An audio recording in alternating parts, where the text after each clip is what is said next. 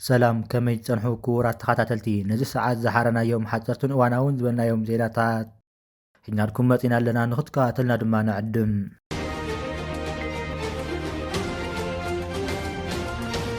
ደቡባዊ ቀይሕ ባሕሪ ኤርትራ ነታራ ነብርኩተን ሃማርኤት ዝምልከት ርክብ ተኻይዱ። ኣብ ዞባ ደቡባዊ ቀይሕ ባሕሪ ነታራ ነብርኩተን ሃገራዊ ማሕበር ደቂ ኣንስትዮ ኤርትራ ኣብ ዝተፈላለዩ መድረኻት ዝምልከት ርክብ ምስ ወለደው ከተማ ዓሰብ ተኻይዱ። እቲ ብ2-4 ሕዳር ዝተኻየደ ርክብ ኣብ ታራ ናይቲ ማሕበራዊ እዋን ሓርነታዊ ቃልሲ ምኽባር ሉኣላውነት መደባት ሃገራዊ ልምዓት ከምኡውን ሃገራዊ ክብርታት ንምስራፅ ኣብ ዝግበር ዘሎ ፃዕሪ ዘተኮረ እዩ ነይሩ። ሓላፊት ጨንፈር ሃማርኤት ዞባ ደቡባዊ ቀይሕ ባሕሪ ወይዘሮ ሰዓዲያ ኣብርሃም ኣብ ዝሃበቶም መግለፂ ታራ ነብርኩተን ኤርትራውያን ደቂ ኣንስትዮ ኣብ ዝሓለፈ መድረኻት መስክርለይ ዘየድልዮ ከም ዘይኮነ ብምጥቃስ ንመናእሰያት ደቂ ኣንስትዮ ኣብ ትምህርቲ ንኽደፍአን ናብቲ ዝዓበየ ደረጃ ንምብፃሕን ወለዲ ደቀን ምክትታልን ምምእዛዝን ብንቕሓት ክሳተፋን ከምኡውን ንባዕለን ክምሃራን ክትጥናን ድማ ተላብያ።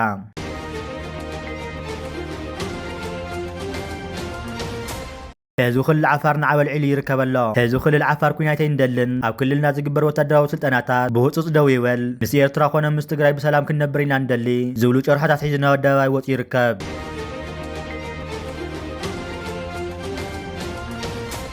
ኤርትራውያን ካብተን ካልኦት ሃገራት ኣፍሪቃ ፍልይ ዘብለና ረዚን ዋጋ ዝኸፈልናን ክስካብ ታሎም እዋን ተፃውኦታት ዘይቆረፅላ ሃገር ስለ ዘለትና እዩ። ብመንፅር ተብልዕልና ዝወረደ ተፃውኦታት ሃገራት ጎደውኣና ዘይበፅሖኦ ብሕጂ ብዙሕ ዋጋ ከፊለን ዘይድዮ ሃገራዊ ህንፃ ሃኒፅና የለና። ሃገራዊ ህንፃ ሃገርና ብሓጎታትና ሰሪዞሞ ወለድና ዛዚሞሞ እዚ ወለዶ እዚ ድማ ንፋስ ከይኣትዎ ምክልኻል ረዚን ዋጋ ከፊልን ይኸፍል ድማ ኣሎን። ሃገር ስነ ሓሳብ ካብ ኮነ ኤርትራዊ ሃገራዊ ስነ ሓሳብ ዘይብሉን ዘይኣምንን ወዲ ሃገርካ ኣይኮነን። ምናልባት እዚ ሰብ መምሃርትኻ መታዓበይትኻ ኣብካ ናይ ቀረባ ቤተሰብካ ክኸውን ይኽእል እዩ። ኣነ ኤርትራዊ እየ ኢሉን ሉኣላውነት ታሪኽን ክብርታትን ወዘተ ንሃገር ኤርትራ ዘይኣምንን ዘየኽብርን እንተኮይኑ ኣብ ወዲ ሃገርካ ኣይኮነን ብስጋ ሓውካ ምዃኑ ግን ክትሓኮ ዘይትኽእል ሓቂ እዩ። ዕፅር ብዝበለ ብውልቅኻ ምስ ተዛመድካ ክትዛመድ ምስ ደለኻዮን ምስ ደለኻያን እትመርፆ ናትካ ውልቃዊ መሰል እዩ። ንስኻ ንስኺ ምስ ጎደዋ ሃገራት ስለ ተዛመድካ ግን ዝፀንሐ ምምላስን ሙዕቃውን ረዚን ዋጋ ዝተኸፈለ ደው ንኽተፍርስ ምህቃን ድንቋቑሖ ደንጎላ ምፍላጥ ኣብ ርእሲ ምዃኑ ወሪድከያ ዘለኻ ናይ ጓሓፍ ብጎኒ ዘጉልሕ እዩ። ኣብ 1904 ሃገረይ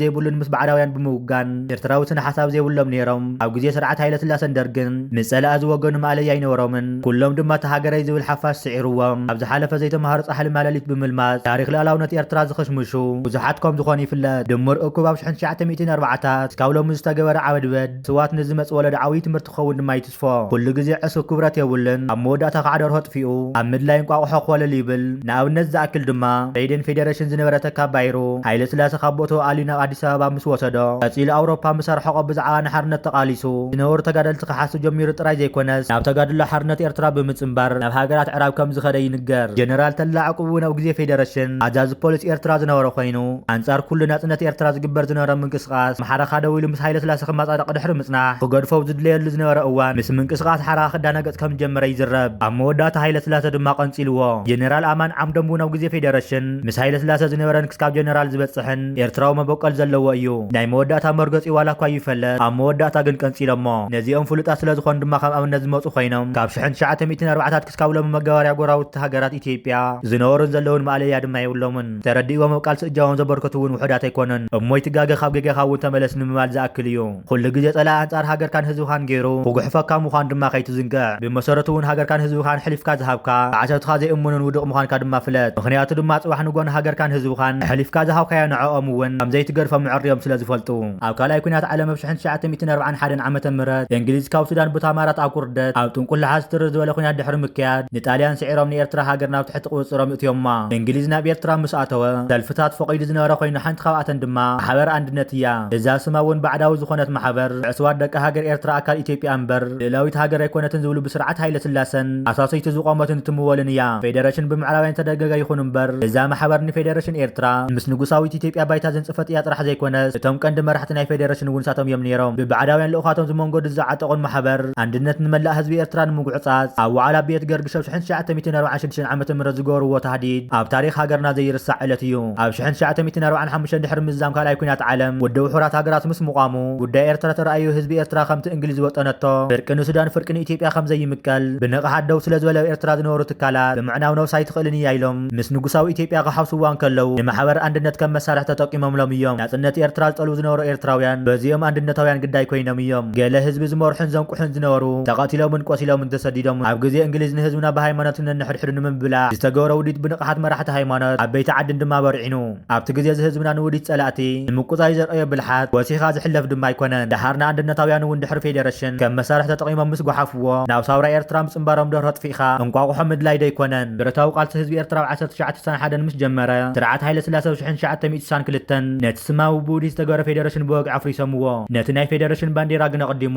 ብ1958 ኣልይዎ ናቱ እዩ ተኺሉ ነይሩ ኤርትራ ኣካል ኢትዮጵያ ገይርዋ ጥራይ ዘይኮነ ኩሉ ትካላት እውን በኣምሓርኛ ከም ዝጥቀም ገይርዎ ቃልሲ ህዝቢ ኤርትራ ንምቁጻይ ዘኽእል ኮይኑ ስለ ዝረኸቦ ብምኽሪ ካልኦት ሓይልታት ስርዓት ሃይለ ስላሴ ኮማንዲስ ዝበሃሉ ሃገራዊ ብስለ ዘይብሎም ኤርትራውያን ቆፂሩ ህዝቢ ኤርትራ ፋሕፋሕ ንባል ክትዛረበሉ ዘስክር ርኹስ ውዲድ ድማ ገይሩ እዚ እውን ብንቕሓት ህዝቢ ኤርትራ በርዒኑ ጥራሕ ዘይኮነ ገለ ካብኣቶም እውን ኣብ ጎኒ ኣሕዋቶም ብምስላብ ናጽነትን ብምምጻእ ጃማ መበርኪቶም እዮም ስርዓት ሃይለ ስላሴ ምስ ሱዳን ብምስምዕማዕ ኣብ ፈለማ 1970ታት ንሳውራታት ኤርትራ ካብ መሬት ኣውፅያቶም ኣብቲ ግዜ እዚ ናይ ህዝባዊ ሓይልታት ናይ ኢማራት ቁፅሩ ከለዋ ንፈለማ እዋን ኩናት ጸላእ ክትገጥም ከላ በዞም ኮማንዲስ ዝምራሕ ሓይሊ ጸላእ እዩ ተዋጊእዋ ብ1974 ንጉሳዊ ስርዓት ሃይለ ስላሴ ብዕልዋ ተኣልዩ ስርዓት ደርጊ መፅኡ ኣብ 1977 ክስካብ መጀመርታ ኣብ 1978 መብዛሕትኡ ከባብታት ኤርትራ ሓራ ዝኾነሉ ግዜ እዩ ድማ ነይሩ ስርዓት ደርጊ ንህዝቢ ኤርትራን ሳውሩን ንምንብርካኽ ብርእሲ ሓያላን ተደጊፉ ብ1970ታት ቀዳማይ ወራር መጠነ ሰፊሕ መጥቃዕቲ ድማ ገይሩ ሳውራታት ኤርትራ ካብቲ ሒዞሞ ዝነበሩ ቦታታት ክለቁ ድማ ተገዲዶም ስርዓት ደርጊ በቲ ዝገብሮ ዝነበረ ወፍርታት ተፍደ ይብል ክሳራታት ይገጥሞ ስለ ዝነበረ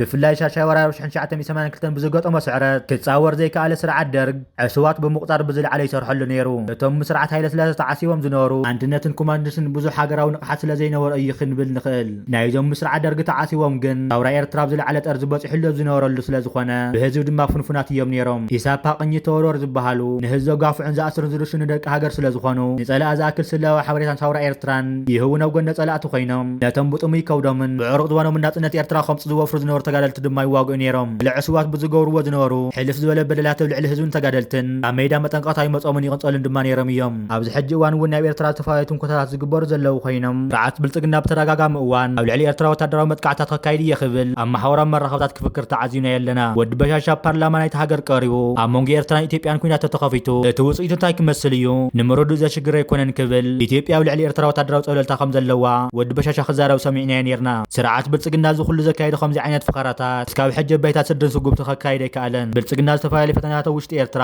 የካይድ ከም ዘሎ ዝፍለጥ ኮይኑ ኣብዚ ክልተ መዓልታት ዝወፁ ዘለዉ ሓበሬታታት ድማ ድልያታት ናይ ወዲ በሻሻ ኣስመራ ከም ተተሓዙ ይግለጽ ኣሎ ተወሳኺ ድማ ወዲ በሻሻ ዝተፈላለዩ ፈተናታት ዝገብር ዘሎ ኮይኑ ኣብቲ ዝሓለፈ ድሮን ናይ ስርዓት ብልጽግና ኣብ ኤርትራ ሙሉእ ብምሉእ ከም ተሓምሸሸ ድማ ሳሊን ገሊጹ ይርከብ ኣሎ ወፍ ቴክኒካል ችግር ነው አየራል ይልማን ጠይቁት እስቲ ድንበር አካባቢ የወደቀው ድሮን ምን ሆኖ ነው በሉት ቴክኒካል ነው ሐጂ ኢብራሂም ለመምታት ሄደ ነው ድንበር አፋር ድንበር ወደ ማዶ አታቆም ጂኦሎኬት አታረገው ድንበሩ አታቆም የኢትዮጵያና የኤርትራ ድንበር በአፋር በኩል አካባቢ እንደሆነ አታቆም ድንበሩ አታቆም ጂፒኤስ የላትም ድሮንዋ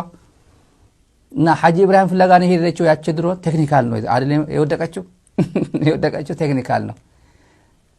ቄሱም ዝም ምንም ዝም ነው የሚባለው ዝም ያም ዝም ሲሳይ አገና ይሄን ሊያወራ አይችልም መረጃ ስለሌለው እንዳይመስላችሁ እነ ይልማ መራሳ ያው ጠፋችሁ እኮ አድራሻው ጠፋ እኮ እንደሚሉ እርግጠኛ ለአብይ ሪፖርት እንደሚያደርጉለት እና እንደዛ ነው ነገሩ ያለው ሁኔታ እንደዛ ነው ብዙ ነገሮች አሉ የማይነገሩ ብዬ ነው እነሱ ራሳቸው ያው በቅሎ የጠፋበት ነው በቅሎ የሚፈልገው ወይ ፍየል የጠፋበት ነው ፍየል ጠፋብኝ ብሎ ኮምፕሌን የሚያደርገውና ወይ ተሰረቀብኝ ምናምን የሚለው ወይ ሽፍታ አረዳት ፍየሌን አረዳብኝ ምናምን ብሎ ኮምፕሌን የሚያደርገው ባለ ፍየሉ ነው የራሱ ጉዳይ ነው ራስ ማውራት አለበት ሌላ ለጠቅላላ ዕውቀት ነው የተናገርኩት መረጃ ነው ሌላ ጊዜ ቢሆን አንድ ቀን ይተነተናል አሁንም ያልኩት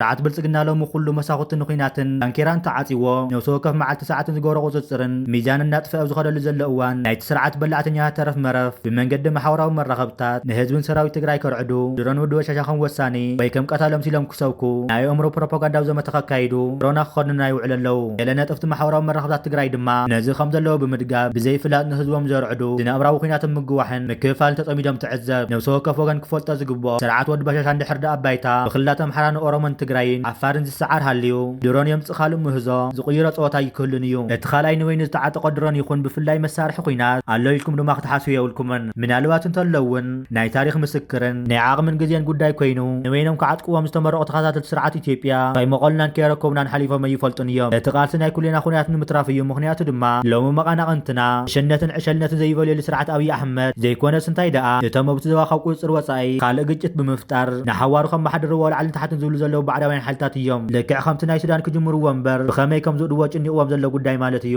ስለዝኾነ ዕሸል ስርዓት ወዲ በሻሻ ነዚ ስርሒ ናይ ባዕዳውያን ሰብ ፍሉይ ኣጀንዳ ከሰላስሉ ዝኽእሉ ኩሉ ዓይነት ዕድላት ንምዕፃው ኢና ክንጓየ ዘለና ብወታደራዊ ሸነኹ እታዊ ዲፕሎማስያዊ ዜናዊ ወዘተ